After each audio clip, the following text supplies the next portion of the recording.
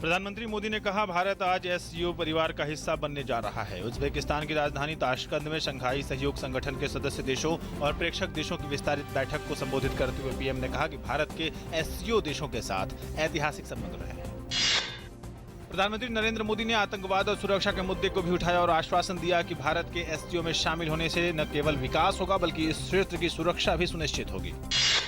प्रधानमंत्री नरेंद्र मोदी ने कहा कि आर्थिक विकास के लिए दूसरे देशों से जुड़ना जरूरी है। उन्होंने कहा कि एससीओ देशों के लिए भारत एक प्रोडक्टिव पार्टनर सिद्ध होगा।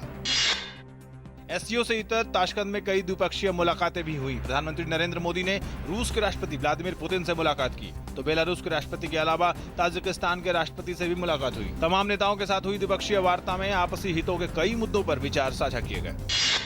ब्रिटेन अब यूरोपीय संघ से अलग होने जा रहा है। ब्रिटेन के लोगों ने यूरोपीय संघ से अलग होने के पक्ष में मतदान किया है। अभी तक 382 में से 309 नतीजों की घोषणा हो चुकी है। पूर्वोत्तर इंग्लैंड, वेल्स और मिडलैंड्स में अधिकतर मतदाताओं ने यूरोपीय संघ से अलग होने के पक्ष में वोट दिया है। वहीं लंदन, स्कॉटलैंड और नॉर्दर्न आयरलैंड के अधिकतर मतदाताओं ने यूरोपीय संघ के साथ बने रहने के पक्ष में वोट दिया है।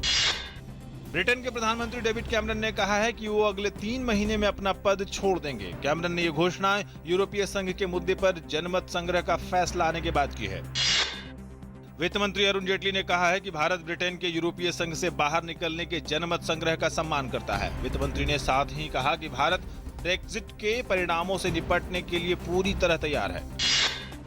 दक्षिण कोरिया के सोल में एनएसजी के 48 सदस्य देशों की बैठक खत्म हो गई है। हालांकि बैठक में भारत की सदस्यता पर कोई फैसला नहीं हुआ है। चीन ने एनपीटी पर हस्ताक्षर नहीं करने के कारण भारत की सदस्यता का विरोध किया है। चीन के इस तर्क का 10 और देशों ने समर्थन किया।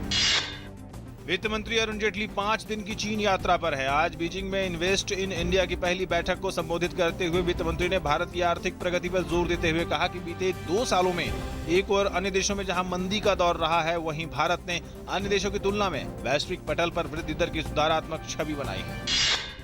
गृहमंत्री राजनाथ सिंह ने 7 नक्सल प्रभावित राज्यों के साथ एक अहम समीक्षा बैठक की। बैठक में 7 राज्यों के मुख्य सचिवों के अलावा 9 केंद्रीय मंत्रालयों के सचिवों ने हिस्सा लिया। इस अहम बैठक में 7 राज्यों छत्तीसगढ़, आंध्र प्रदेश, महाराष्ट्र, बिहार, तेलंगाना सहित 7 नक्सल प्रभावित राज्यों में विकास कार्यों की समीक्षा की गई।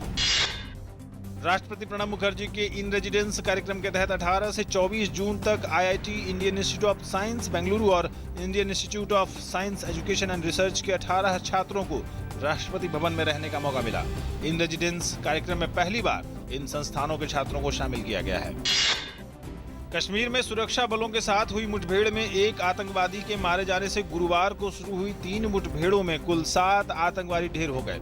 सेना के अधिकारियों के मुताबिक शुक्रवार सुबह हंदवारा के पेठा वदार वन इलाके में मुठभेड़ शुरू हुई। इलाके में आतंकवादियों की मौजूदगी के बारे में खुफिया सूचना मिलने के बाद सेना और पुलिस की एक संयुक्त टीम ने तलाशी अभियान शुरू किया था।